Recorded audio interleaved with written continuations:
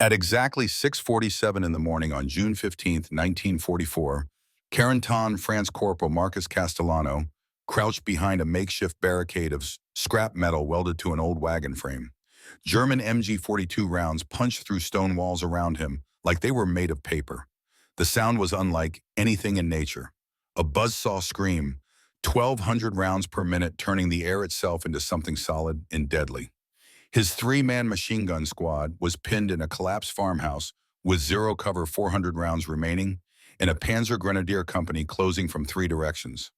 The rusted shield in front of him, assembled from salvaged armor plating and condemned transport parts, had already been declared unauthorized equipment by his battalion commander. Twice. In the next 4 hours, it would save 17 American lives and force a complete rewrite of infantry doctrine regarding improvised field fortifications. But understanding how a junkyard kid from South Philadelphia created mobile armor that West Point engineers said was impossible requires going back. Back to Pass Yunk Avenue, where 12-year-old hands learned which metals could be welded and which would crack under stress. Back to the promise he made to a dying friend who had saved his life and asked him to save others.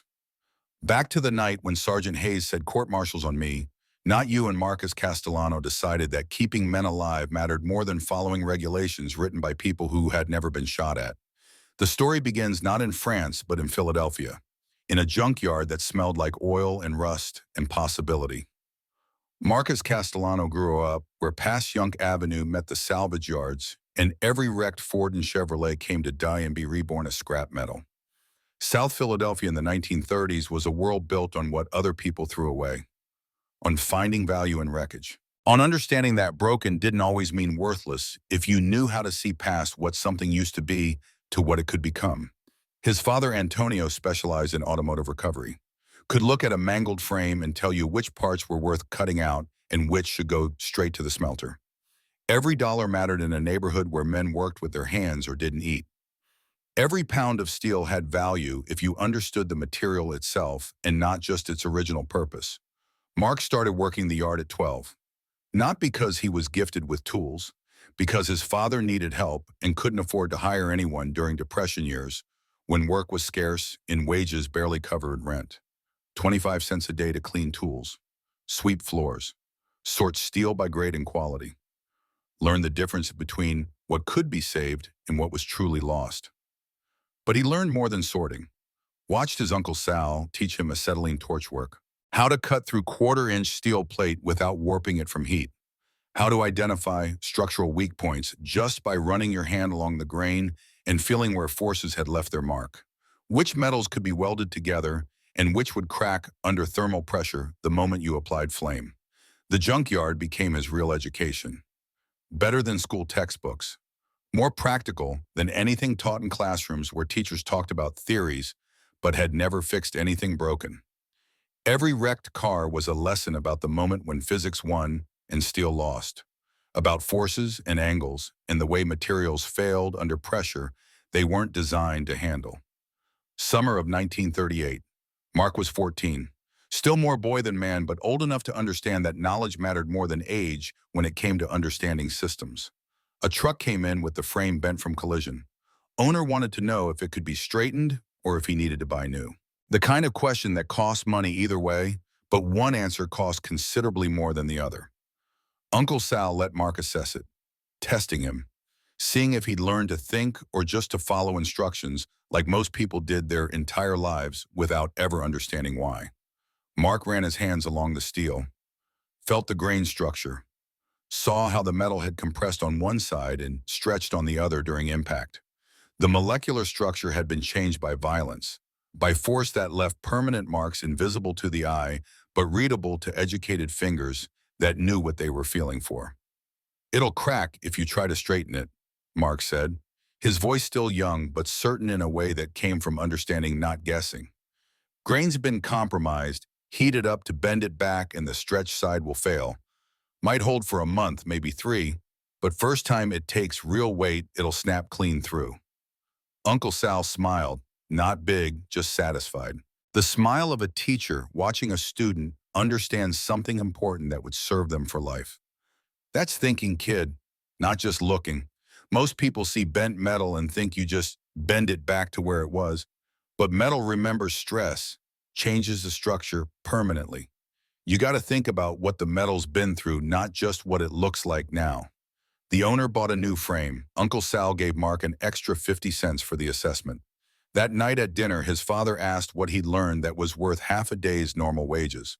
Steel holds memory of what happens to it, Mark said. The word's simple, but the concept profound in ways he was only beginning to understand. You can't just fix what's broken without understanding what broke it in the first place. His father nodded slowly, looked at Mark like seeing something new, something that had always been there but was only now becoming visible in ways that mattered. That's true for more than metal, Marco. Systems fail for reasons. You remember that when people tell you the rules say something different than reality shows you. Mark remembered, would remember it years later in a barn in France with German rounds deflecting off armor plate he'd welded at 2 in the morning. Would remember it when officers quoted manuals that didn't account for how fast combat moved. Would remember that understanding why systems failed mattered more than following instructions written by people who'd never actually had to make those systems work under fire. December 7th, 1941.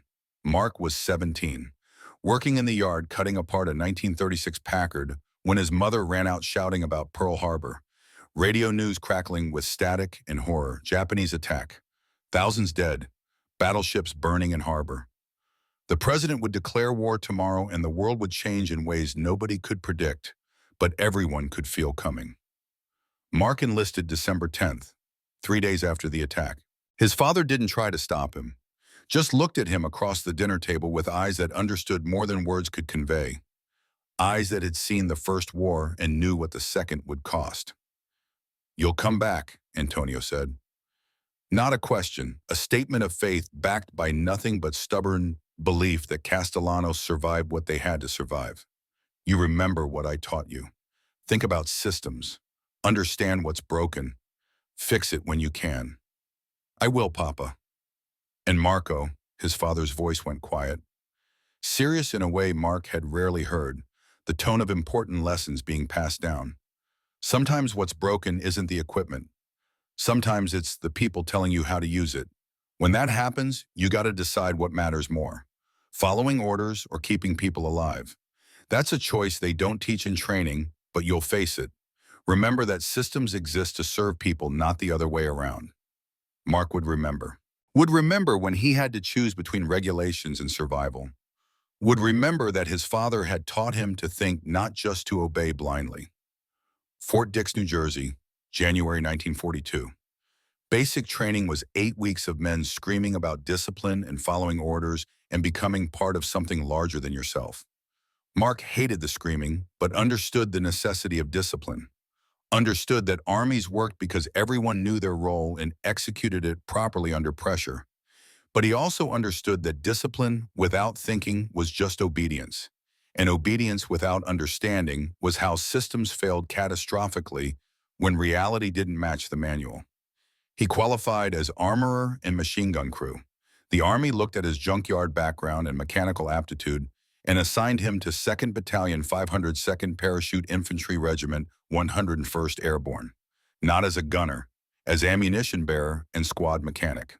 The soldier who could fix anything with wire and determination and an understanding of how mechanical systems actually worked versus how manuals said they should work. He met David Nakamura on day 5. San Francisco kid, Japanese-American, 20 years old like Mark, pre-med at UC Berkeley before his family got sent to Manzanar internment camp, and Davey decided he had something to prove about loyalty and belonging. Davey had enlisted to prove what shouldn't need proving, that Japanese Americans would fight for their country even after their families were imprisoned for looking like the enemy. He carried that burden quietly, but Mark could see it. In the way Davey followed every order precisely without complaint. In the way he volunteered for every difficult duty roster. In the way he never complained about anything because complaining might confirm what some people wanted to believe about who he was based on how he looked. They shared a tent during training. Became friends the way soldiers do when circumstances strip away pretense and show you who someone actually is under the uniform and fear and bravado that everyone wore like armor against uncertainty. Davey was everything Mark wasn't. Optimistic where Mark was practical. believed in doing things by the book because procedures existed for good reasons, discovered through hard experience and written down by people smarter than them. Had a photograph of his girlfriend Margaret that he showed everyone, whether they wanted to see it or not. Talked about her constantly, about plans for after the war, about medical school and marriage, and building a life that mattered beyond just surviving. Mark thought procedures were often written by people who'd never actually fixed anything broken under the kind of pressure that made following steps impossible. But he didn't say that. Just listened when Davy talked and thought his own thoughts, and wondered if optimism was something you were born with or something the war would teach both of them to abandon. Late night in March 1942, both on fire watch, sitting outside barracks under stars that looked different here than they did in Philadelphia or San Francisco, but were the same stars regardless. The same ancient light reaching Earth from distances too vast to properly comprehend. Davy spoke quietly into darkness. "What you gonna do after the war?" Mark flicked ash from his cigarette. "Go back to the junkyard, cut metal, make money. Same as before, just older." Davy showed Margaret's photograph again. Fifth time that week, but Mark didn't mind. Finish pre-med, marry Margaret, open a practice, maybe partner with a guy who knows how to fix things besides people. Mark laughed despite himself.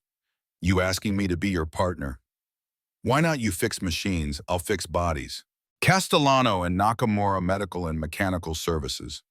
Davy smiled wide, proud of the name he'd invented. "Has a nice ring to it, don't you think? That's the dumbest name I ever heard. But you're thinking about it."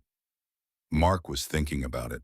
Thinking about a building with two doors, one side for machines, one side for people, both fixing things that were broken in a world that desperately needed fixing after the war finished breaking it, both proving that friendship and hard work mattered more than where you came from or what your last name sounded like or what people assumed about you based on appearance.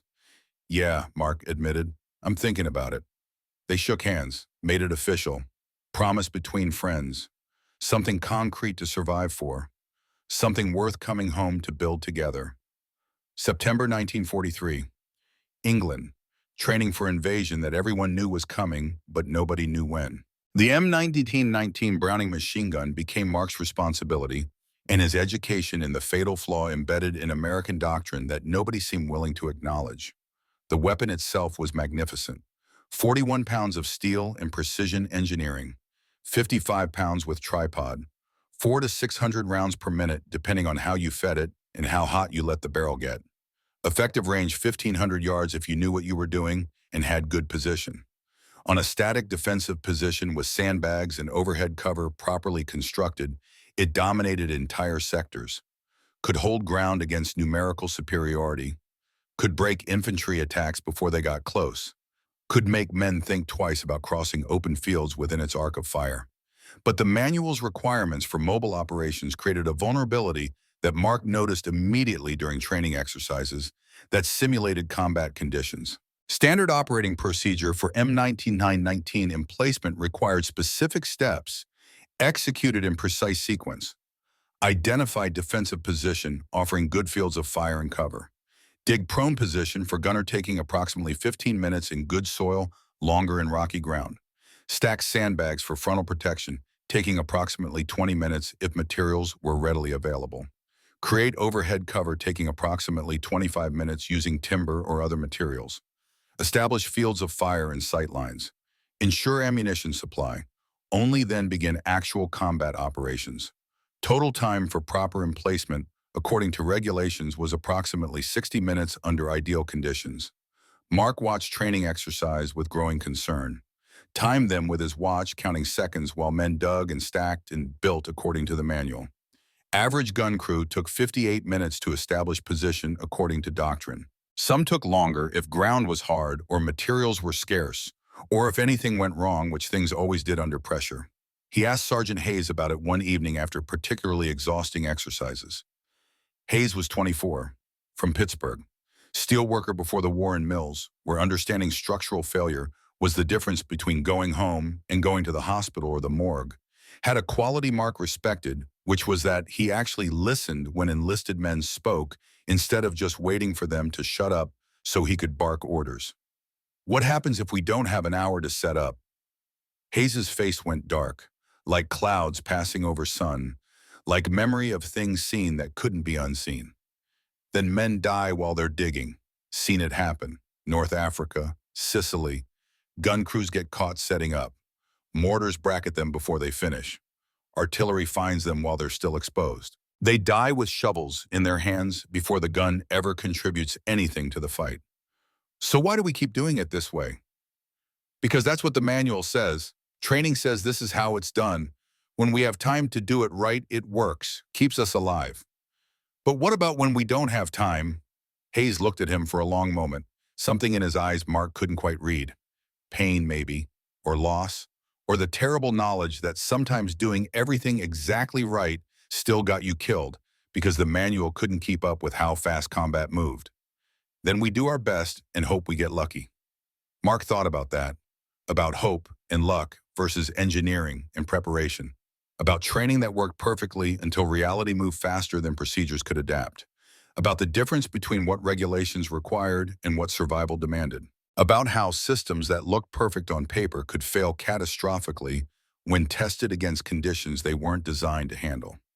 June 6, 1944. Mark jumped into Normandy at 1:14 in the morning with 90 pounds of gear and a disassembled Browning strapped across his back. Landed in a flooded field 3 miles from his designated drop zone. Spent 6 hours wading through chest-deep water trying to find his unit, while German machine guns chattered in darkness and flares lit up the sky like dying stars falling to earth, and men drowned in ditches because their equipment was too heavy to let them swim. What he found when he finally reached friendly lines was training that killed men as efficiently as enemy fire. June 8th, Sergeant Walter Hayes and his gunner, Private Johnny Kowalski, caught a mortar barrage while digging their position outside Sainte-Mère-Église. They'd been emplacing for 12 minutes following procedures exactly as trained. Had the hole started properly, sandbags half-stacked according to specifications, doing everything the manual required them to do. First mortar round landed 5 yards short. Warning shot, range finding, standard enemy procedure. They should have displaced immediately, but training said finish the position once you start. Make it proper. Complete the task. Second round landed 3 yards closer, bracketing them, walking the fire in precisely the way German mortars were trained to do. Third round hit direct. Hayes took shrapnel through both legs, severing arteries. Kowalski died instantly, hit in the head, while his hands were still gripping the shovel he'd been using to dig the position that was supposed to keep him alive. The gun never fired a single round, never contributed anything to the defense, just sat there perfect and useless while 2 men bled in the dirt around equipment that hadn't protected them because they'd never finished making it protective. Mark helped carry Hayes to the aid station. Hayes was conscious, in terrible pain but coherent enough to understand what had happened and why. His eyes found Mark's and held them with intensity born of shock and pain and understanding. "We followed procedure exactly," Hayes said through gritted teeth, blood soaking through field dressings faster than medics could replace them. "Did everything the manual said. Just ran out of time before they got our range. Training works perfect until it doesn't." Mark said nothing because what could he say? That the manual had a fatal flaw, that procedures killed men when reality moved faster than regulations could adapt. Hayes knew it. Everyone who'd seen combat knew it. But knowing something and being able to change it were entirely different things, separated by regulations and chain of command, and the enormous weight of institutional inertia that resisted change, even when change was obviously necessary for survival. May 28, 1944. The day everything changed for Mark. The day his debt was created. The day that would make June 11th unbearable because debts unpaid weigh heavier than anything. Afternoon patrol outside Carentan. Mark's squad providing security for a supply convoy moving through hedgerows that made every field a potential kill zone. Davy was on the M1919. Mark was ammunition bearer, walking slightly behind and to the left, maintaining proper interval. Standard formation, standard procedure. Everything by the book, the way Davy insisted it should be done. German 88mm artillery barrage started without warning, the way it always did. Random harassment fire. Shells landing in pattern across likely American positions.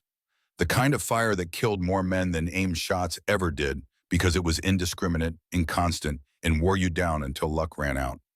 One shell landed 12 yards from Mark. Close enough he felt the concussion in his chest like being punched by an invisible fist. Close enough the blast wave picked him up and threw him sideways into a ditch like he weighed nothing. Close enough that shrapnel tore through the air seeking flesh with mechanical efficiency that didn't care about training or preparation or how careful you'd been. Some of it found Mark. Tore through his left arm, severing the brachial artery. Through his side, opening his ribs like someone had taken a can opener to his torso. Punctured lung, making every breath feel wrong, feel impossible. Feel like drowning on dry land while air that should fill you leaked out through holes that shouldn't exist. Mark tried to apply pressure to the arm wound with his right hand. Couldn't reach it properly. Couldn't make his fingers work right. Started crawling toward cover knowing he needed to get horizontal, needed to slow his heart, needed to stop the bleeding. But the world was turning gray at the edges. Consciousness slipping away like water through fingers you couldn't close anymore. Davy appeared like a miracle, running across open ground from the gun position 40 yards away. Not walking, not crouching, using available cover. Running upright through artillery fire and machine gun fire and every kind of death the battlefield offered. Running toward Mark without hesitation because that's what Davy did. Saved people. Fixed things that were broken. Made whole what violence had shattered. Slid into the crater next to Mark. Medical kit already open. Hands moving with precision he'd learned in pre-med classes at Berkeley. The precision that made him more than just another soldier carrying a rifle. Made him someone who understood human systems the way Mark understood mechanical ones. Tourniquet above the wound. Tight enough to stop arterial flow completely. Pressure dressing on the side wound packed with gauze. Occlusive seal for the punctured lung using the special bandage they'd been issued for exactly this kind of injury. Every movement deliberate. Professional. Fast, but not rushed because rushed got people killed, and Davy never rushed when lives depended on getting it right. Mark's vision was fading, black spots dancing across everything. "Davy, I can't breathe right." Davy's voice was calm. The voice doctors learn to use when patients are dying, but you need them calm so you can work without them panicking and making everything worse. Punctured lung. "I'm silling it now. You're not dying today, Mark. I didn't survive 6 months with you to watch you bleed out in a hedgerow in France. Stay with me." He worked 14 minutes while shells continued landing close enough to spray both of them with dirt, while machine gun fire cut through air above them, close enough to hear individual rounds passing. While the war tried its best to kill them both, and failed because Davy was better at saving lives than Germany was at taking them in that particular moment. Saved Mark's life. Saved his arm from amputation. Stabilized him enough for stretcher bearers to get him back to Battalion Aid Station, where real doctors with real equipment could finish what Davy had started with nothing but a field kit and knowledge and refusal to let his friend die. After, waiting for evacuation, Davy sat next to Mark's stretcher, face streaked with Mark's blood, hands still shaking slightly from adrenaline but eyes steady, always steady even when everything else was chaos. "You owe me your life now." Mark could barely speak, blood loss and shock making everything feel distant and strange. "I know. So don't waste it. When we get home, we have work to do. Castellano and Nakamura services. You fix machines, I fix people. That's the deal, and you don't get to back out now that you literally owe me your life."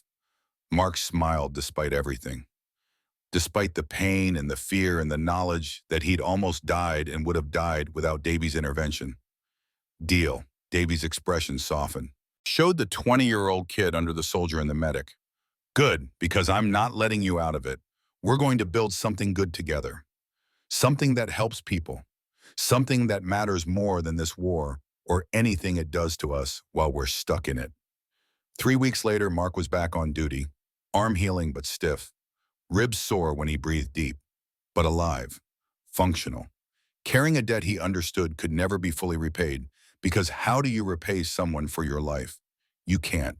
You can only try to honor the gift by living well and helping others the way you were helped. May 30th through June 10th.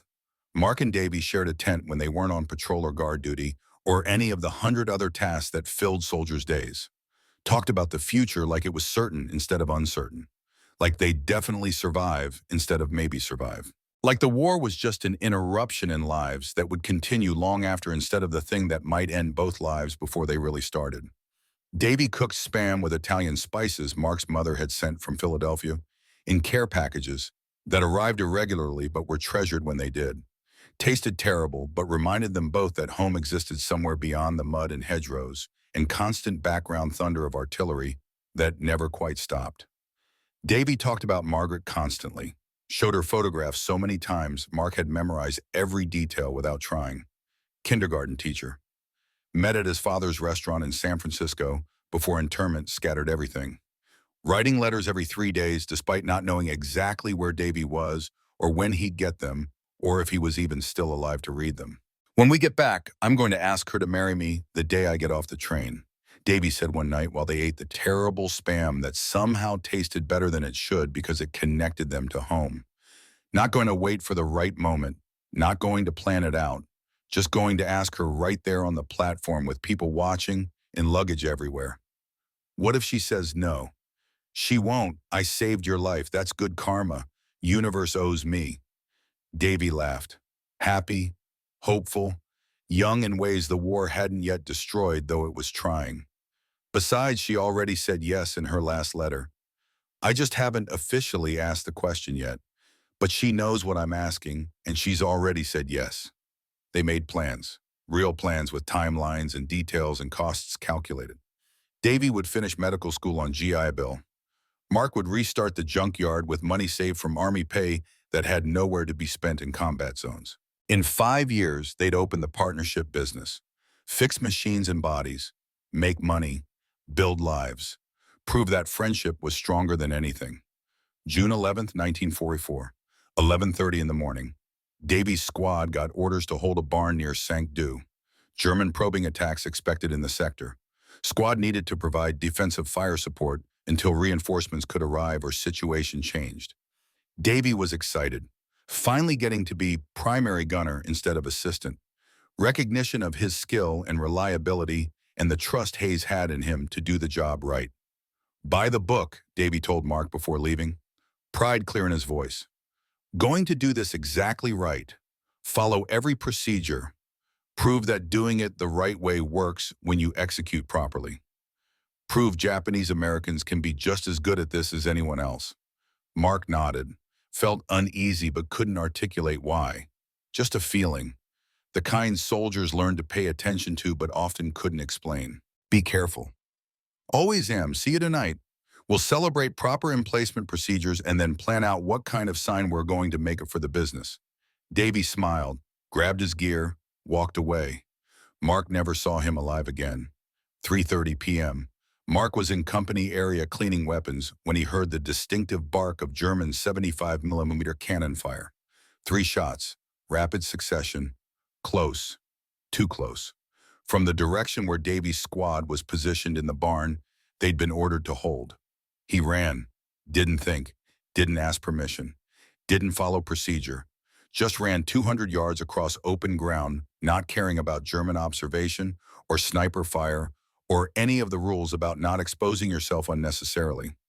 Ran because Davy was there and something was very wrong. Arrived at 3:45 p.m. The barn was partially collapsed, smoke rising through holes in walls and roof. The smell of high explosive and burning wood and blood and death and everything the war was made of concentrated in one terrible place that would haunt his dreams for decades. He dug through rubble with bare hands, pulled away timber and brick and debris that was too heavy but adrenaline made possible. Found Private Morrison first, dead, head wound, killed instantly while he was still setting up the gun following procedures exactly as trained. Found Private Valdez second, shrapnel through chest, had tried to drag Morrison to cover even though Morrison was already dead. Died trying to save someone who couldn't be saved. Found Davy third, pinned under collapsed timber that had been supporting the roof. Legs crushed beyond saving. Blood coming from his mouth dark and wrong, indicating internal injuries that field medicine couldn't fix. Still conscious but breathing in a way that meant death was coming and nothing could stop it now. 3:47 p.m., 4 minutes before the end. 4 minutes that would change everything Mark understood about duty and rules and what mattered. Mark screamed for help, for medics, for anyone. Started trying to lift timber himself, knowing it was impossibly heavy, but unable to stop trying because stopping meant accepting what he couldn't accept yet. Davy's eyes found Mark, focused despite pain that must have been overwhelming. Mark, I can't feel my legs. Hold on, I'm getting you out. Medics are coming. Voice breaking, hands shaking as he tried uselessly to move timber that wouldn't move. Davy coughed dark blood. Too much blood. No time left. Listen to me. Don't talk. Save your energy. You're gonna be fine. Davy grabbed Mark's arm with surprising strength given his condition. Grip fierce and demanding. Listen, we did everything right. Followed every procedure exactly. Set up proper emplacement. Sandbags stacked perfect. Overhead cover constructed correctly. Fields of fire established properly. Everything exactly like the manual says to do it. Mark was crying openly now. I know, Davy, you did it perfect.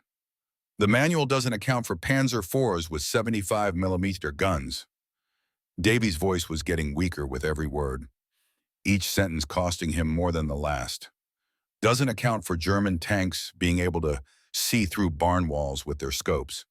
Doesn't account for shells that punch through timber like it's not even there. Training assumes you'll have protection if you build it right, but sometimes you build it perfect and reality doesn't care. Davy, please don't. Promise me something. The grip tightened, desperate now, needing this one thing before the end. Promise me. Anything. I'll do anything. Don't let them die the right way. Davy coughed more blood, his eyes losing focus, then finding it again through sheer force of will. Fix it somehow. Build something, change something, anything. Just don't watch more friends die because they followed rules that don't work fast enough. Promise me you'll try, even if they say you can't. Mark was sobbing. I promise, on your life, I promise. Not on my life. Davy smiled through blood coating his teeth red. On theirs. Everyone who comes after. Every gun crew. Fix it so they don't have to choose between dying wrong and dying right. So they can just survive. His breathing was getting shallow. Labored. Wrong in ways that meant the end was very close now. Tell Margaret I tried to do everything right. He held up the photograph. Blood covered it, obscured her face behind dark stains. Tell her I'm sorry I won't make it to that train platform. Tell her I was thinking about her at the end. Mark took the photograph carefully.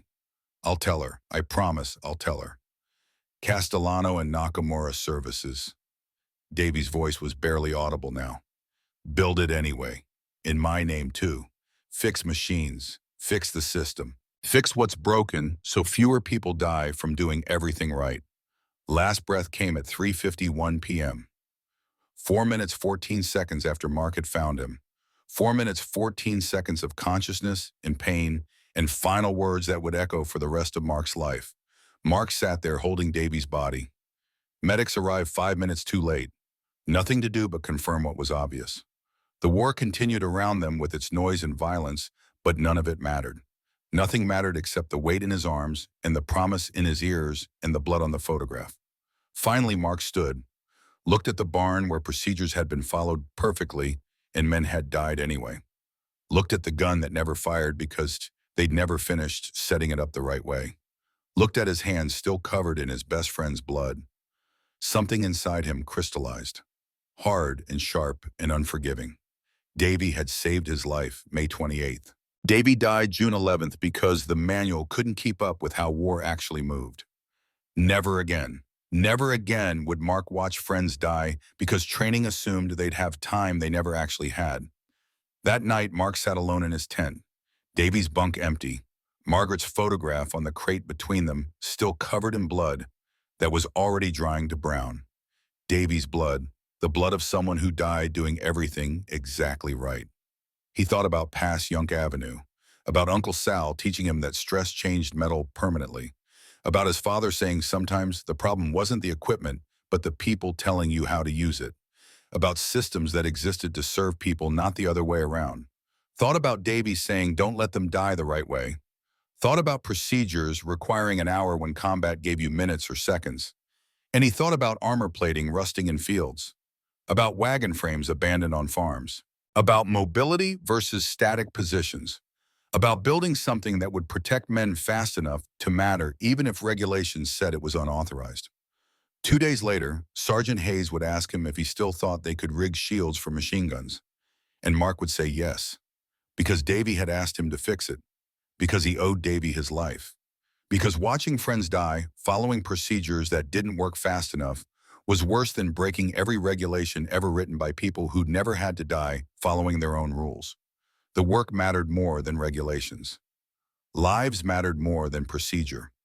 Davy had understood that in his final moments. Now Mark understood it too. In 2 days, everything would change.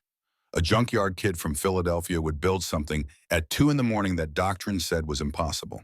And 17 men would live through the next day because someone decided that keeping friends alive mattered more than following rules written by people who'd never been shot at. June 12, 1944, 2 in the afternoon. Mark requested a meeting with Lieutenant William Cross, platoon leader, Virginia Military Institute graduate, 25 years old but carrying himself like someone decades older. Command did that to men, made them serious in ways youth wasn't supposed to be serious, made them old before their time. Mark stood at attention outside the command tent, waited to be called in, rehearsed in his mind what he was going to say. How to convince an officer that the manual had a fatal flaw without sounding like he was questioning the entire system. It was a narrow path to walk, the kind where one wrong word meant trouble. Enter, Cross called from inside. Mark stepped through the tent flap, saluted properly, waited at attention. Cross looked up from paperwork, maps and reports, and all the administrative burden of keeping men alive while accomplishing missions. At ease, Corporal. What can I do for you? Sir, I think I have a solution for the emplacement problem. Cross set down his pen, gave Mark his full attention in the way good officers did when enlisted men spoke up. I'm listening. The M918 takes an hour to set up according to regulations. By the time we're properly dug in, the tactical situation has often changed or we've already taken casualties. What if we built mobile shields armor plating mounted on wheels? Gun crew could position in under a minute instead of 60. Cross stared at him, expression unreadable. Processing.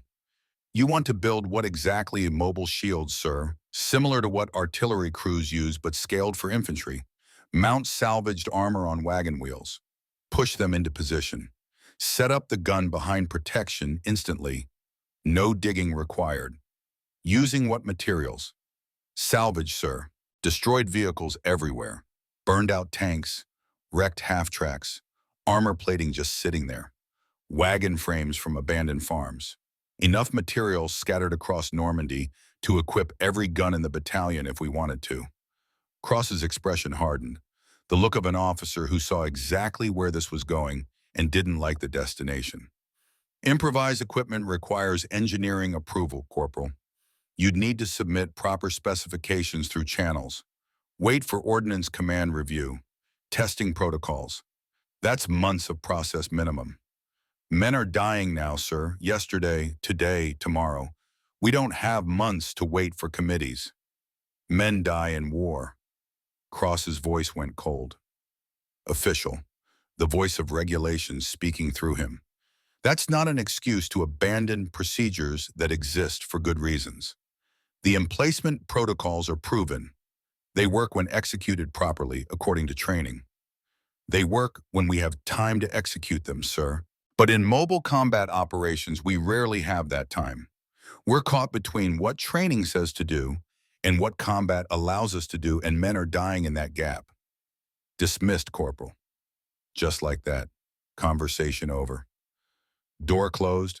Mark saluted and left. Angry but not surprised. He'd known what the answer would be before he asked the question, but he'd needed to try proper channels first. Needed to be able to say he'd followed procedure before he did what he was probably going to do, regardless of what any officer said. Outside the tent, he stood in afternoon sun and thought about Davy, about promises made to dying friends who'd asked him to fix broken systems, about whether following proper channels mattered when the channels led nowhere, and men kept dying while paperwork made its slow way through bureaucracy that measured time in months, while soldiers measured it in heartbeats. June 13th, 1944, 10 at night. Mark's and his squad bivouacked in a partially destroyed barn near Carentan. Rest of the company had pushed forward to the next objective, leaving them behind.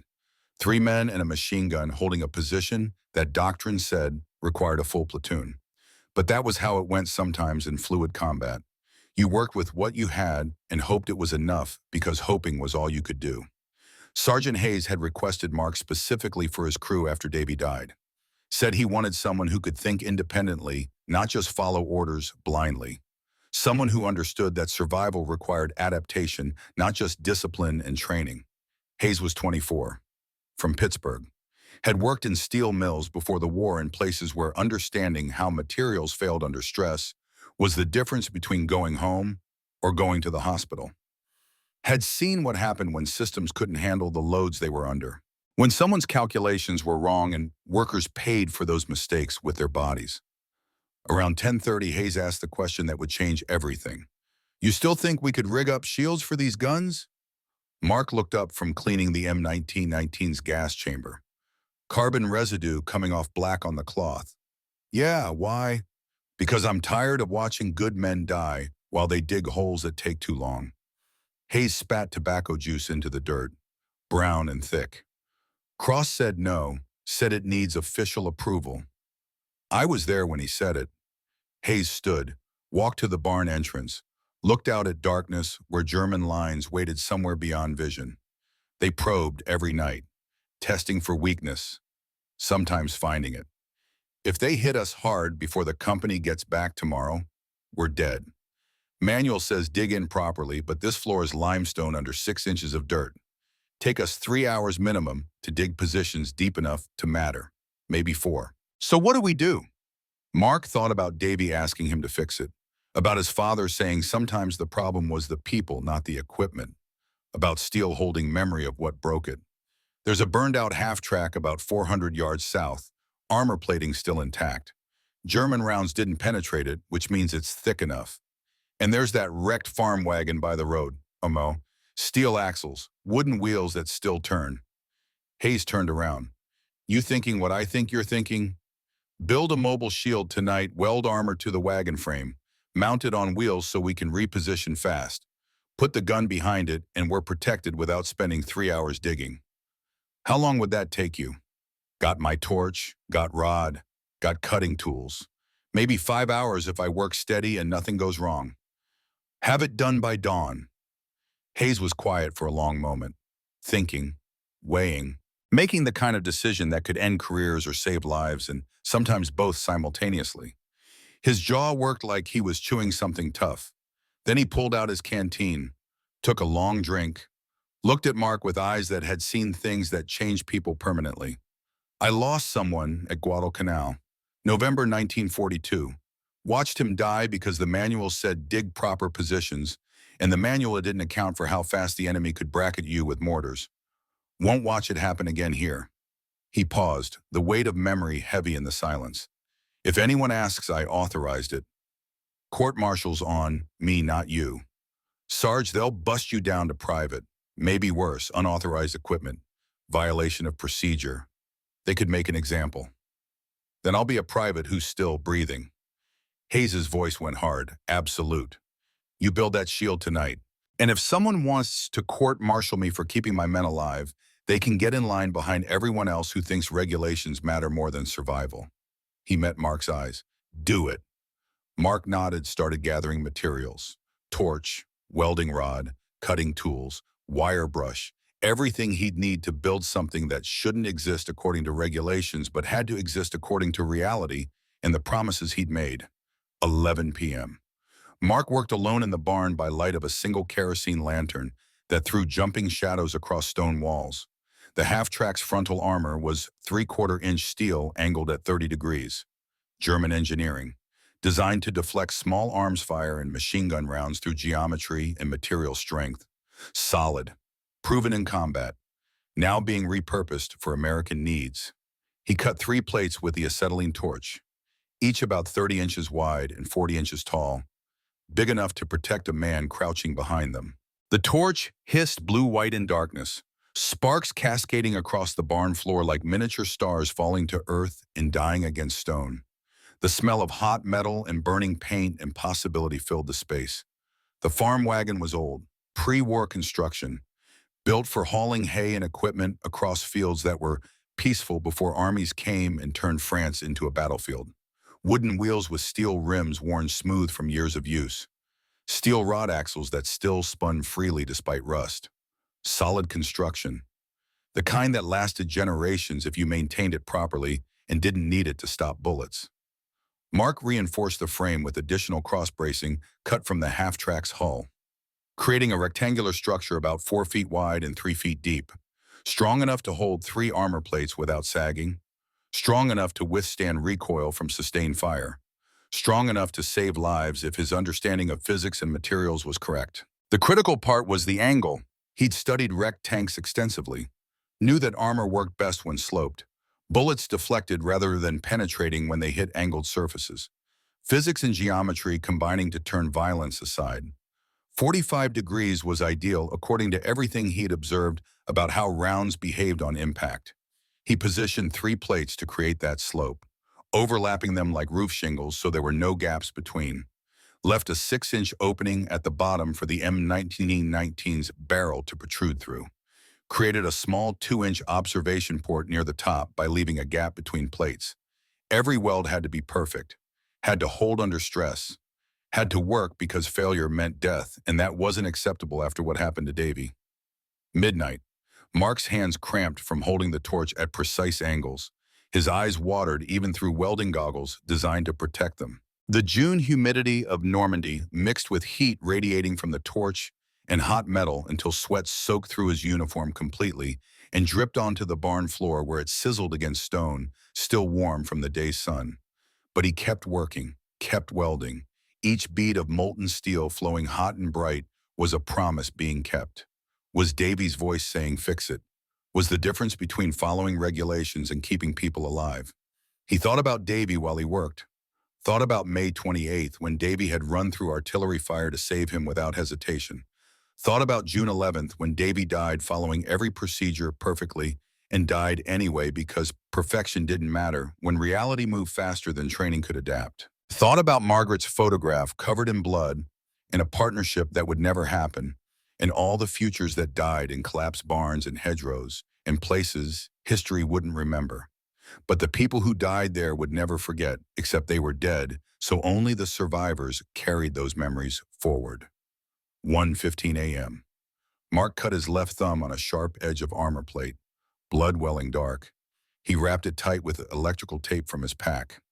Kept working. Davy would have stitched this in 30 seconds. 6 neat sutures with steady hands, professional and fast. But Davy was dead, so Mark used tape and ignored the pain and focused on the work because the work was all that remained of promises and friendship and debts that could never be fully repaid. 2:15 a.m., basic structure complete. Mark stepped back and looked at what he'd built. It was ugly. The welds were functional but rough. Not terrible, but not pretty. The armor plates were scorched and pitted from whatever had destroyed the half-track originally. The wooden wheels looked absurd next to military hardware, like mixing centuries, like something that shouldn't work but might anyway if luck and physics aligned properly. It looked like something built in a junkyard by someone who understood function mattered more than appearance, which it was. Built by a junkyard kid who'd learned that elegant engineering mattered less than engineering that actually worked under the conditions you needed it to work under. He added steel straps across the welds, reinforcement, redundancy, making sure that if one weld cracked under sustained fire, the others would hold the structure together. No single point of failure. Welded a bracket to mount the gun's tripod directly to the wagon frame so the weapon stayed fixed relative to the shield, while the whole assembly could move as one unit. The observation port was barely adequate, 2 inches of gap, just enough to see through without exposing the gunner's head to sniper fire. Compromise between protection and visibility. Everything in war was compromised between competing needs that couldn't all be met simultaneously. 3:40 a.m., finished. Mark's back ached from bending over work for nearly 5 hours. His hands were raw and blistered. His eyes burned from the torchwork even with goggles. But it was done. 120 pounds of welded armor and Wagon frame and hoped that it would work, because if it didn't, then he just wasted a night and endangered his squad with untested equipment that violated every regulation in the manual. Hayes and Tommy Baxter came to look around 4 a.m., stood there in pre-dawn darkness staring at what Mark had built, not speaking at first, just looking and processing and probably wondering if Mark had lost his mind. Finally, Hayes grabbed one end and pushed. The shield rolled forward smoothly on wagon wheels that had been designed to cross muddy fields, but would now cross battlefields. Made barely any sound except for a slight squeak that oil would fix. Moved with surprising ease for something that weighed over 100 pounds.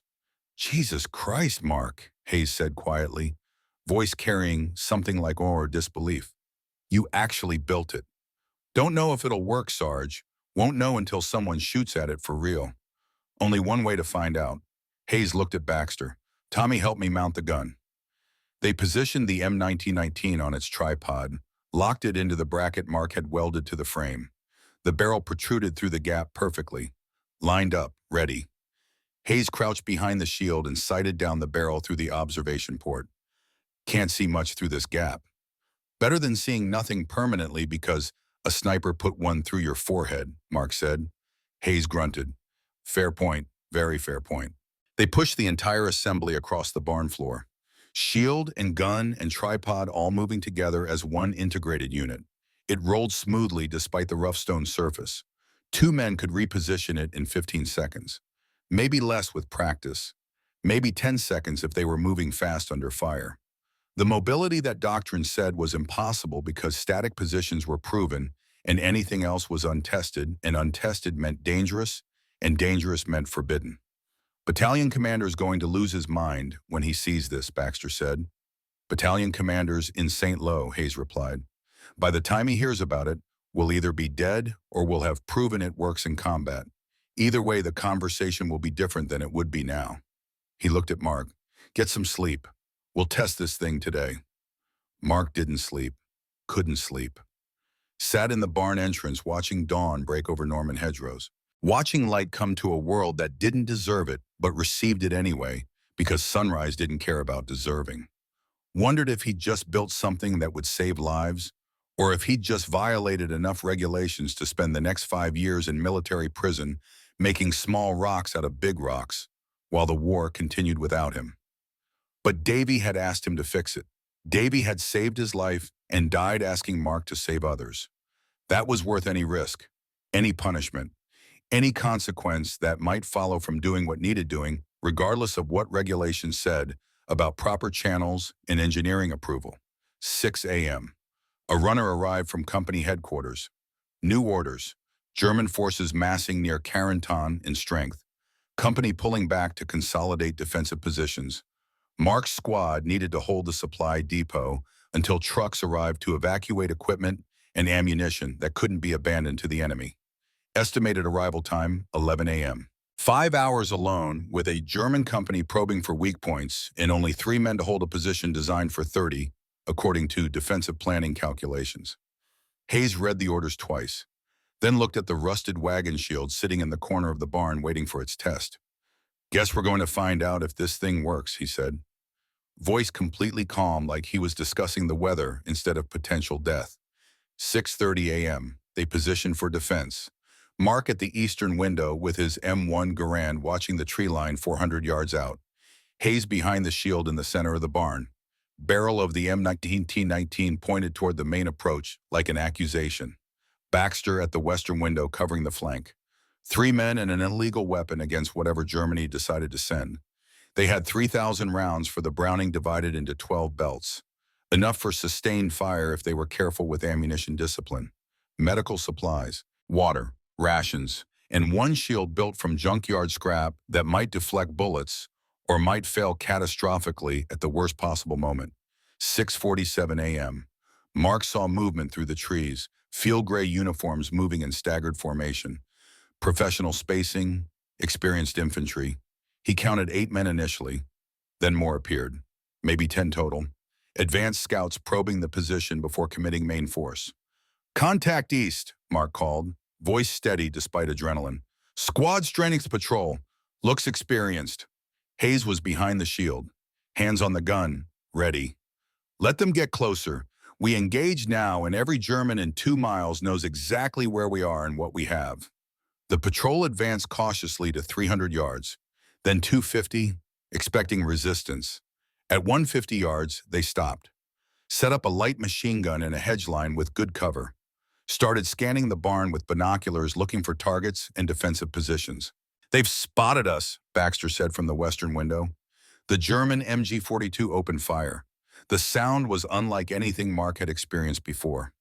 Not the steady hammering rhythm of American .30 caliber weapons, but a high-pitched buzzsaw scream. 1,200 rounds per minute. Rounds coming so fast they didn't sound like individual shots, but one continuous tearing roar. Hitler's zipper, the Germans called it. The sound of cloth being ripped amplified to nightmare volume. Bullets smashed through the barn's wooden walls like they weren't even there. Splinters exploded inward.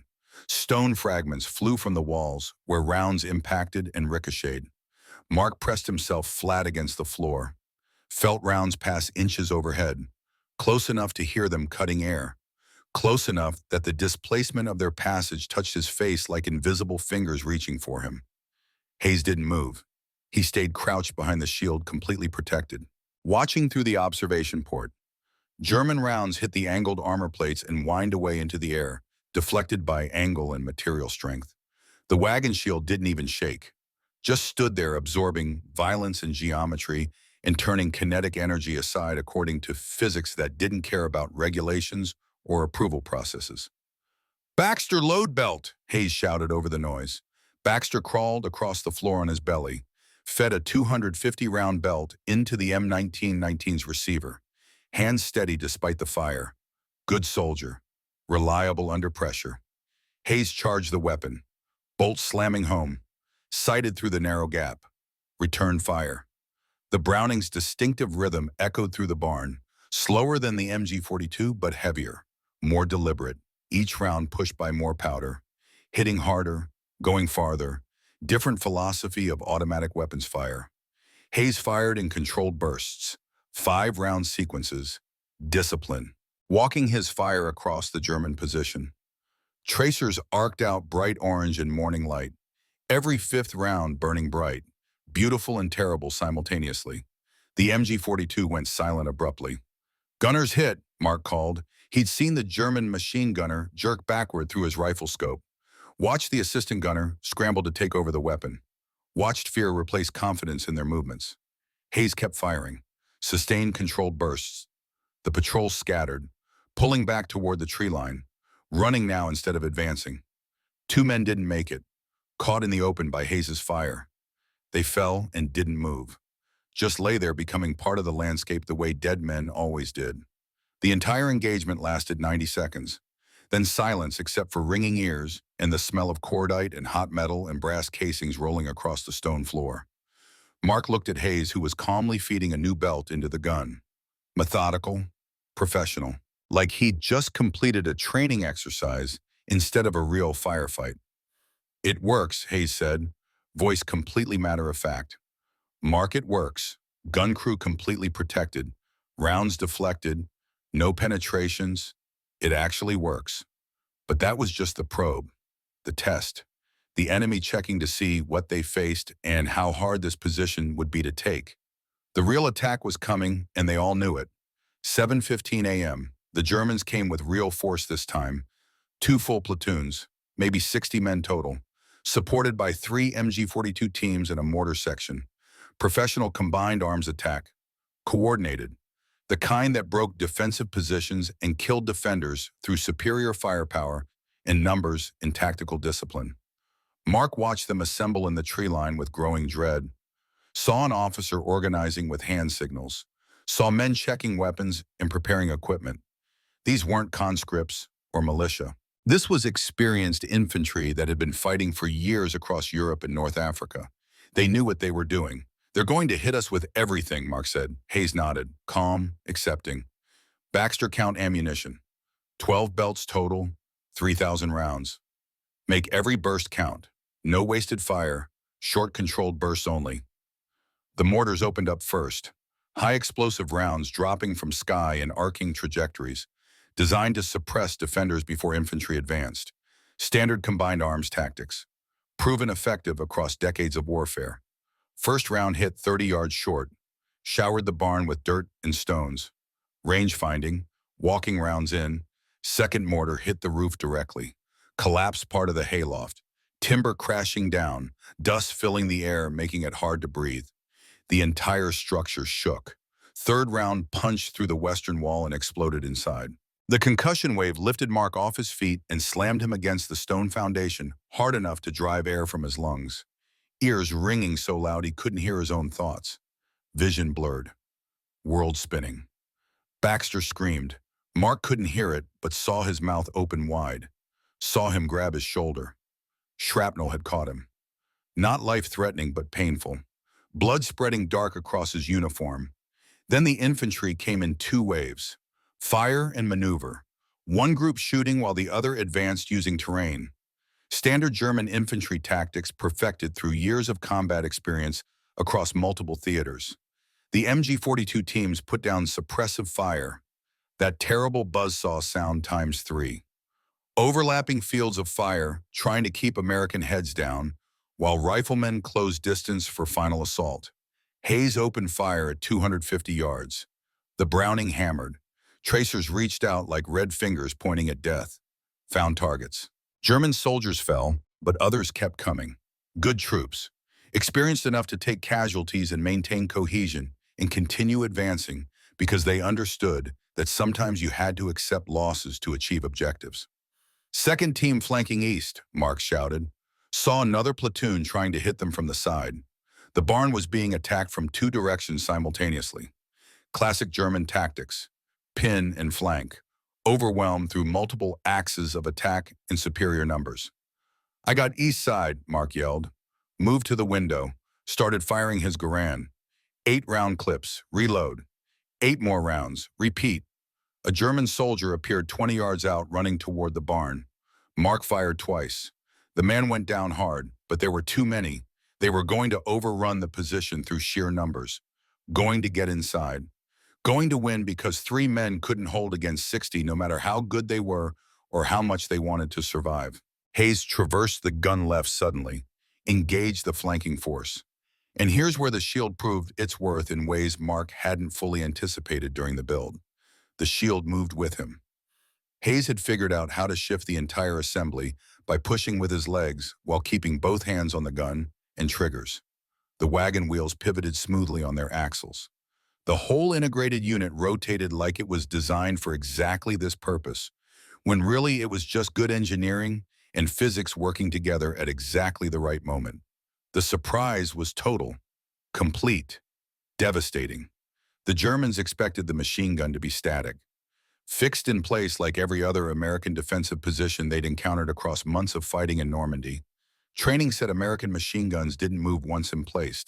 Intelligence reports confirmed this pattern. You planned attacks based on static defensive positions because that's what Americans did according to every tactical analysis. But the gun moved, swung 90 degrees to face them while they were still advancing in the open. Caught them in a crossfire they hadn't planned for and couldn't counter because their entire tactical approach assumed static defense. Hayes opened fire on the flanking platoon at close range. 10 men went down in as many seconds. Just collapsed where they stood. The attack broke immediately, Germans pulling back in complete confusion and shock. They'd never seen mobile American defensive positions. It violated everything they knew about how this enemy fought. 7:35 a.m. The main assault continued from the west, but something happened that Mark hadn't planned for. Something that almost killed them despite everything. The sustained MG-42 fire had been hitting the shield continuously for over 2 minutes. 1,200 rounds per minute. Metal on metal. Kinetic energy transferred on every impact. Heat building up from friction and repeated stress. Thermal expansion. Molecular bonds stressed beyond design parameters. Then Mark heard it. A sound that stopped his heart. Made everything freeze. Crack. Sharp. Distinct. Audible even over sustained gunfire. The sound of metal failing under stress it couldn't handle anymore. "Sarge the weld," Mark shouted, pointing. "Right side, it's failing." Hayes's eyes flicked right without stopping fire. The armor plate was separating from the wagon frame, hanging by one corner only, a gap opening up where the weld had cracked from thermal stress and repeated impacts. Bullets could penetrate through that gap now. The shield was failing at the worst possible moment. "Keep firing," Mark yelled. "I'll fix it." He grabbed his torch and welding rod with hands that shook from adrenaline, crawled toward the shield while Germans were 30 yards away and advancing with grenades in their hands ready to throw. Bullets hitting the barn walls inches from his head, splinters flying, the world reduced to motion and noise and desperate need to fix something before it failed completely, and Hayes died because Mark's welds weren't strong enough. The torch wouldn't light. He tried the striker. Click. Nothing.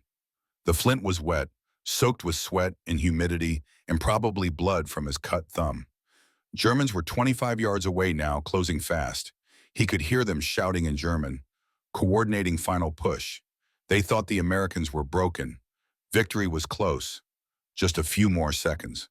Click. Click. Nothing. Hands shaking too much. Can't get it to spark. Third try. Fourth try.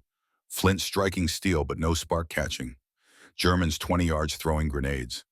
They landed short, exploded 5 yards from the barn entrance. Shrapnel hit the walls sounding like hail on tin roof. Fifth try, finally the torch caught. Flame appeared blue-white and absolutely beautiful. The most beautiful thing Mark had ever seen, because it meant he could work and maybe fix this before complete failure. Germans 15 yards away. Mark positioned the welding rod with hands that wouldn't stop shaking. Had to force them steady through willpower alone. This weld had to hold. One chance. No room for error. If it failed, they died, and Davy's promise went unkept, and that was utterly unacceptable. The rod touched metal, arc formed, molten steel flowing, 15 seconds to make the weld strong enough to hold under continued fire. Germans 10 yards. Hayes was firing controlled bursts trying to keep them back. But they were committed now, all or nothing. They'd lose half their force, but they'd take this position, and that was acceptable to whoever was making tactical decisions. 20 seconds. The weld was holding, sparks flying. Mark's hands cramped from tension. 25 seconds. Almost done. Just needed to cool slightly. Just a few more seconds. Germans 5 yards from the entrance. Hayes swung the gun hard right toward the new threat. The newly welded plate held, stayed attached to frame. The shield moved as one integrated piece exactly as designed. Hayes fired point blank at near contact range. 8 Germans caught in the open at less than 10 yards. They went down like someone had cut their strings. Just collapsed. The attack broke completely. Survivors pulled back in total disarray, leaving bodies scattered across the approach. Mark collapsed behind the shield, hands bleeding from the torch work, entire body shaking from adrenaline dump and fear and relief that the weld had held at literally the last possible second. Hayes looked at him. "That was too goddamn close, Mark." "Yeah," Mark's voice barely worked. "But it held. Davy, it held." Hayes understood, nodded slowly. "He'd be proud of you. Prouder than you know." The Germans tried twice more before 11 a.m., both times same result. The shield protected the gun crew. The mobility allowed Hayes to engage multiple targets without repositioning the entire emplacement. By the time the supply trucks finally arrived, Hayes had 15 confirmed kills, and the barn looked like artillery had hit it, which basically it had. The shield had 3 new dents where German rounds had impacted directly at close range. Deep dents. But none had penetrated. The emergency weld Mark made at 7:35 had held perfectly under sustained fire. Proof that desperation and skill in understanding materials could combine to create solutions that worked even when everything said they shouldn't. Captain Morrison arrived with the trucks around 11:15, walked into the barn, saw the rusted wagon shield, saw the dead Germans scattered in the field outside, saw Hayes and Mark and Baxter covered in carbon residue and blood and limestone dust and cordite and everything combat covered men with. "What in God's name is that thing?" Morrison asked, pointing at the shield. "Improvised field fortification, sir," Hayes said. Voice level. "Corporal Castellano built it 2 nights ago." Morrison walked around it slowly, examining the welds, the armor plates, the wagon wheels, the mounting bracket, making decisions that would determine whether they got medals or a courts-martial or something in between. Finally, he spoke. "How many belts did you fire, Sergeant?" "9 belts, sir. 2,250 rounds total." "Casualties in your squad?" "Private Baxter took shrapnel from mortar fire. Corporal Castellano and I are fine. Minor cuts only." Morrison looked at the field again. Counted bodies visible from the doorway. Looked at the shield, calculating, processing. "This thing is mobile." "Yes, sir. 2 men can reposition it in under 30 seconds. And it stops sustained MG-42 fire." "Everything they threw at it, sir. Small arms. Machine gun rounds at close range. Near misses from mortar fire. Shield has some dents, but no penetrations." Morrison was quiet for a long moment. Then he turned to Mark directly. "Corporal, I want you to build 3 more of these by tomorrow night. Use any materials you need. Any men you need to help. I'll clear it with battalion." "Sir, Lieutenant Cross said this needs engineering approval." "I don't care what Cross said." Morrison's voice was firm, final. "I care that you held this position against 2 full platoons with 3 men and an unauthorized weapon. That thing just saved 17 American lives in one morning. I'm not going to argue with results like that." He pointed at the shield. "That's the difference between what manuals say and what reality requires, Corporal. Training assumes one thing, combat demands another. You just proved that mobility beats static defense when combat moves too fast for proper emplacement. Now build me 3 more before someone at headquarters decides to think about this too carefully." By evening, every squad leader in the company wanted to see the shield. Mark spent the night explaining the design, sketching modifications, answering questions from men who understood that survival mattered more than regulations written by people safe behind desks. Within 3 days, he'd trained 6 mechanics from different companies. They built shields from whatever they could scavenge, armor from destroyed tanks, steel from wrecked trucks, boilerplate from bombed-out factories. The designs varied, but the principle remained constant. Mobile protection that saved precious time. Time that meant living instead of dying while you dug. No official documentation existed. No engineering approval was sought or granted. The shields spread through informal networks the way real innovation always spread in armies. Mechanic to mechanic, squad to squad, soldier to soldier. Officers who saw them in action didn't ask questions. They just quietly requested their own.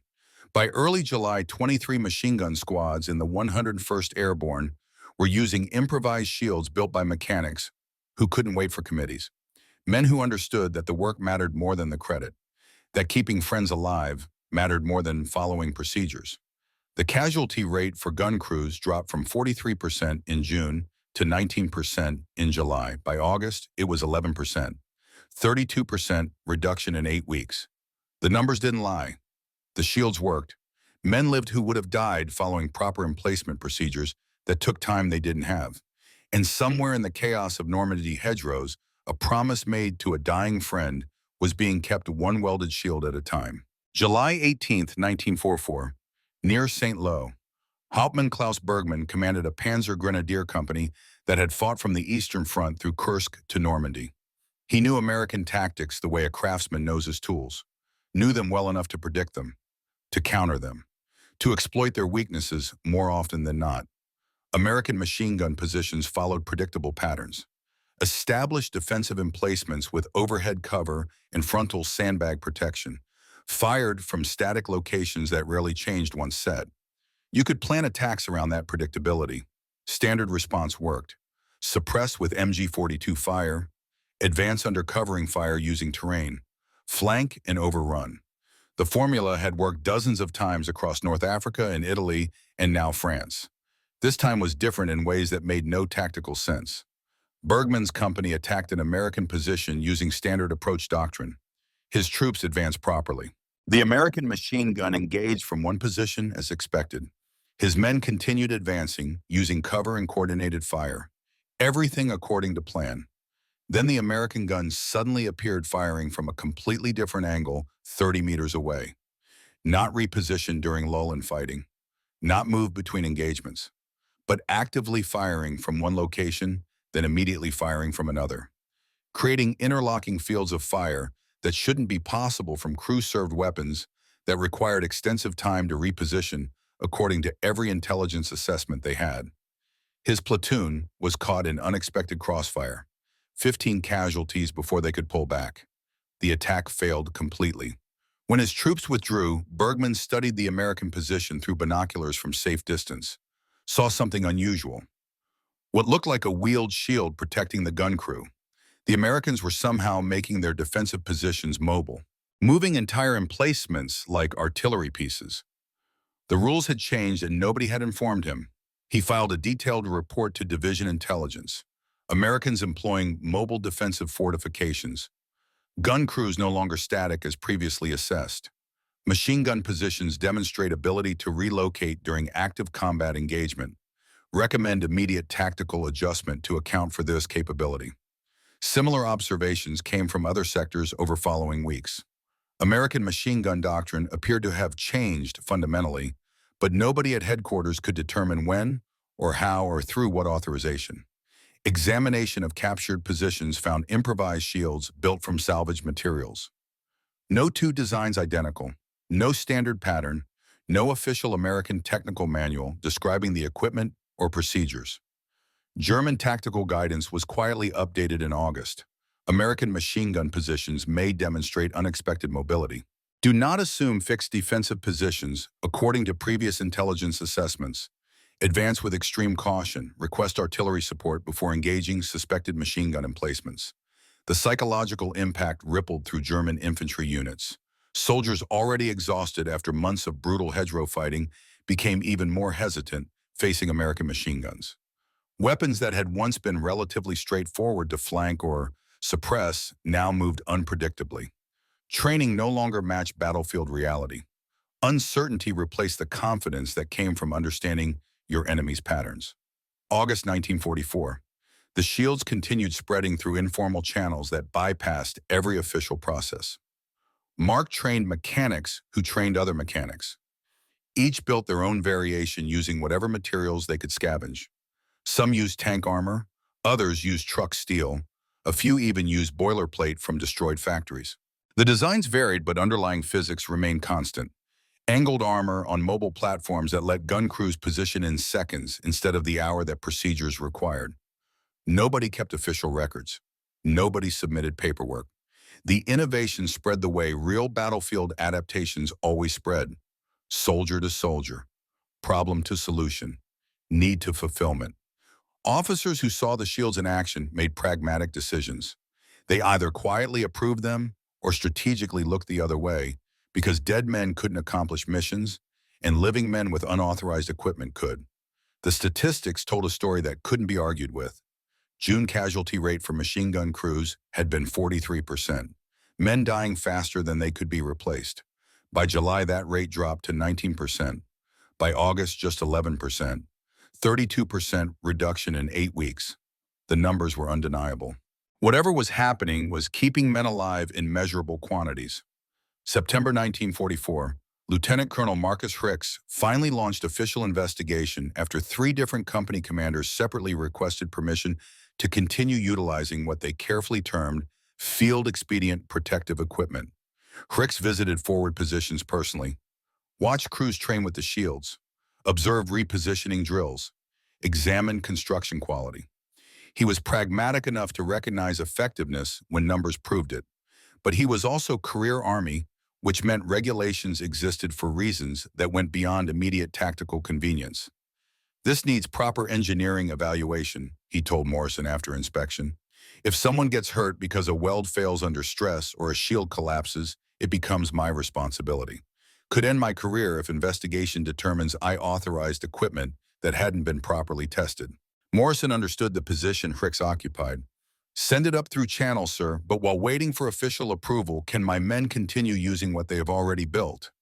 Hicks thought carefully about that, made a decision that was technically against strict interpretation of regulations, but practically sensible given combat realities.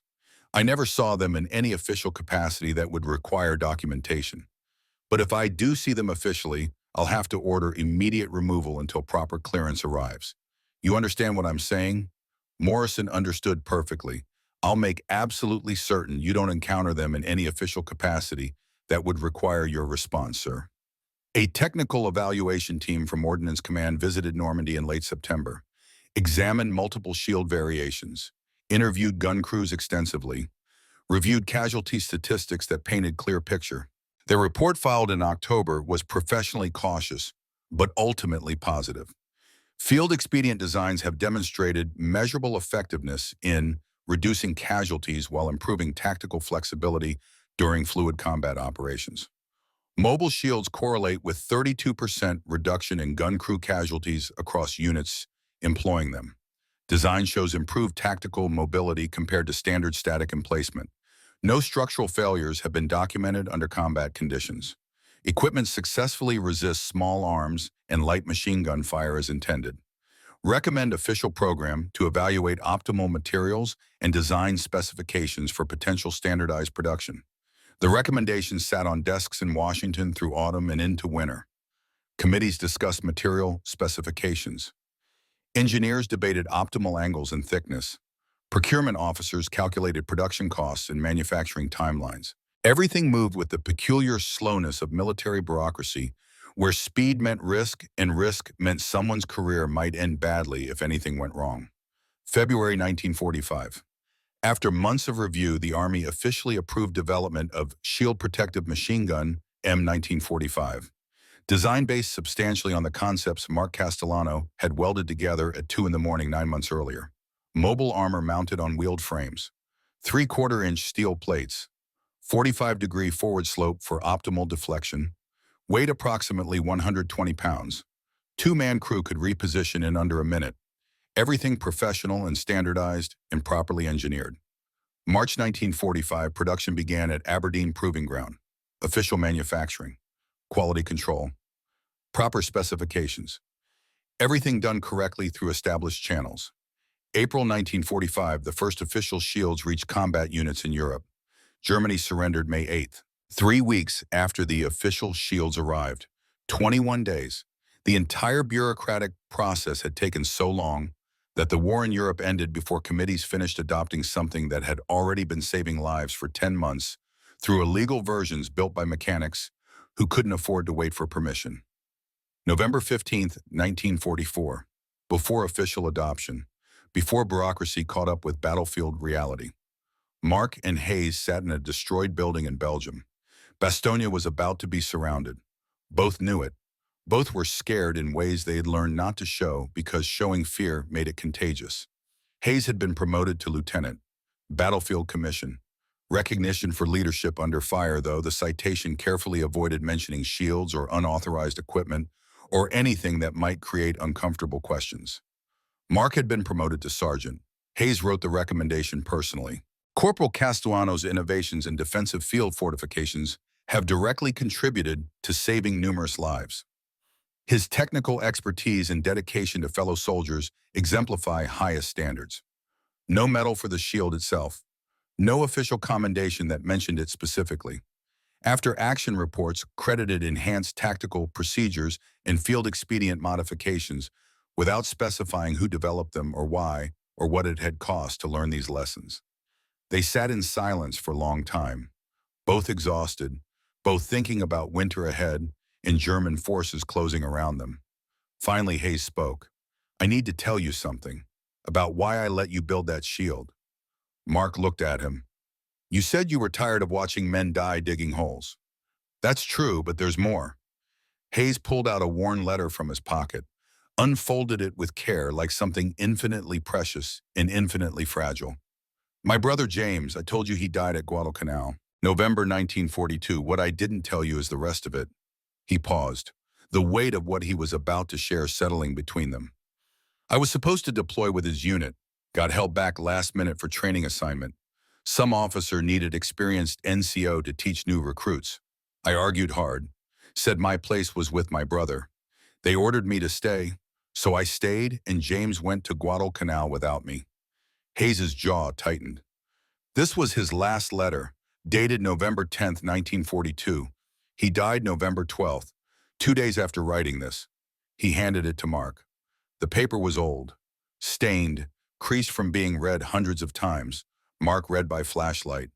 "Bobby, We got orders to establish defensive positions on Hill 172, standard procedure, dig in proper, create overhead cover, establish interlocking fields of fire, everything by the book. Took my platoon 45 minutes to get properly in place the way training taught us. The Japanese mortared us during setup. They watched us dig, waited until we were completely exposed. Then they bracketed us perfectly. Lost 8 men, 8 good men who died with shovels in their hands because regulations required us to dig holes that took too long to finish before the enemy found our range. I keep thinking there has to be a better way. Some method to protect men without making them spend an hour digging while someone watches and calculates trajectories. But I'm a lieutenant. I follow orders. I don't question established doctrine. Maybe that's my mistake. Maybe following orders when the orders themselves are wrong makes me part of the problem instead of part of the solution. Tell Mom I love her more than I can express. Tell Dad I'm trying to make him proud every single day. Tell yourself that if I don't make it home, it won't be because I didn't follow procedure perfectly. It'll be because procedure was wrong and I followed it anyway because that's what we're trained to do. Your brother James. Mark handed the letter back carefully, his throat tight, unable to speak for a moment. Hayes folded it with practiced care, returned it to pocket over his heart. He died exactly the way he said he would, following doctrine, doing everything right, dying because procedures couldn't keep up with how fast combat moved. When you came to me with your idea about building shields, I saw James in that moment. Saw another soldier who understood the system was broken, but you were willing to actually do something about it. You could have been court-martialed. I know, but watching more men die exactly like James did, that was worse than any court-martial. You gave me a chance to fix what killed my brother, to save lives that doctrine couldn't save because doctrine assumed conditions that didn't match reality. How could I possibly say no to that? Mark thought about Davy, about promises made to dying friends who asked you to fix broken systems, about brothers biological and chosen. Davy asked me not to let men die the right way. Your brother asked the same thing in that letter. They both saw the problem clearly. We just had to have courage to build the solution. Hayes nodded slowly. 600 men went home to their families because we built something at 2 in the morning that every regulation said was unauthorized. Because we decided keeping people alive mattered more than following rules written by people who never had to die following those rules themselves. They sat in silence after that. The war continued outside with its noise and violence. But in that moment, they both understood something profound about how real change happens. Not through committees, but through soldiers who see problems and have courage to build solutions, even when regulations say they shouldn't. October 1945, Mark was discharged. Rank Sergeant, Combat Infantryman Badge, 2 Purple Hearts with oak leaf clusters, honorable discharge, train ticket home to Philadelphia. No medals for the shield. No official recognition beyond what fellow soldiers gave him when they shook his hand before separation and said thank you and meant it in ways that transcended words. He returned to Philadelphia with a duffel bag and memories he couldn't share with people who hadn't been there. Past Yonk Avenue looked exactly the same. The junkyard still smelled like oil and rust and all the possibilities he remembered from childhood. His father was older, grayer, but alive and waiting. Welcome home, Marco.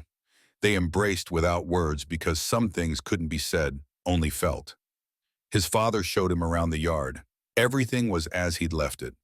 Your torch is where you left it, ready whenever you are. Mark looked at the acetylene torch hanging on the wall, the same torch Uncle Sal had taught him to use at 12. Remembered using similar torch to build the shield. Remembered welding under fire while Germans advanced. Remembered Davy dying. Remembered everything he desperately wanted to forget. He tried to pick up the torch. His hands started shaking uncontrollably. Couldn't make them stop no matter how hard he tried. I can't, not yet. His father understood immediately. He'd served in the First War, knew what came home with soldiers that nobody could see. Take all the time you need. The torch will be here when you're ready. No rush. 2 months passed. Mark couldn't touch the torch or any welding equipment. The smell of acetylene brought back memories too vivid, too painful. Davy dying, the barn collapsing, German soldiers 20 yards away, everything compressed into sensory triggers that made his hands shake and his breath come short. December 1945, Mark traveled to San Francisco, found Margaret Chen through the address Davy had given him years ago. She was teaching kindergarten, 23 years old, beautiful in ways the photograph hadn't captured. She opened the door and he handed her Davy's photograph, still stained with blood he'd never cleaned off.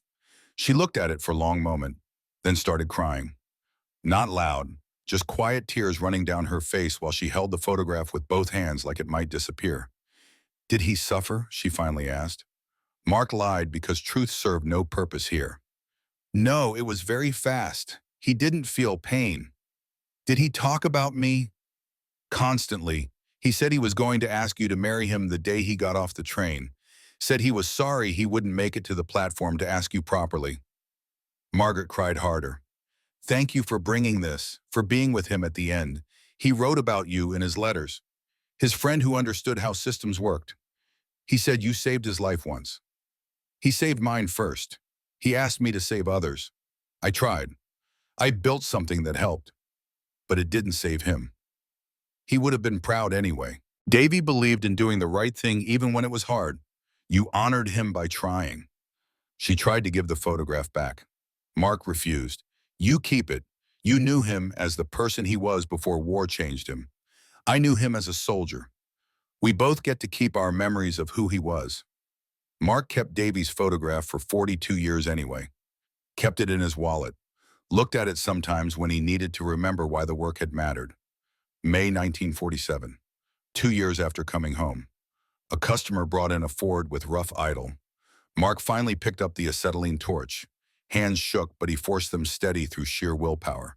Made them work because work was all he had left of promises made. The customer asked while Mark worked under the hood. You serve in the war. Yeah, 101st Airborne, Normandy through Germany. Do anything important? Long pause. Wrench turning bolt. The sound of metal on metal that had filled his entire life. Fixed things that were broken. Tried to keep people alive. Built something once that helped. That's what war is. Fixing what you can and losing what you can't fix and hoping the balance comes out right. Must have been important work. Mark looked up, met the customer's eyes. The men who lived because of it are the only judges who matter. They don't know my name. That's exactly how it should be. November 1947, Mark married Maria Rossini, South Philly girl who worked at her family's bakery on 9th Street. They'd known each other before the war, but reconnected at a church social where he was quiet and she was patient. She understood he'd changed in ways he couldn't explain. Understood the nightmares that woke him at 3 a.m. Understood when he needed to go to the junkyard to work because staying still felt impossible. She never pushed him to talk. Just sat with him when he needed company. Left him alone when he needed silence. They bought a house on Tasker Street, had 3 children over the years. Built a life that was quiet and steady and nothing like the war. June 15, 1956, 12 years after the barn. The phone rang at exactly 7 p.m. like it did every year on this date. Mark knew who it was before picking up. Bobby.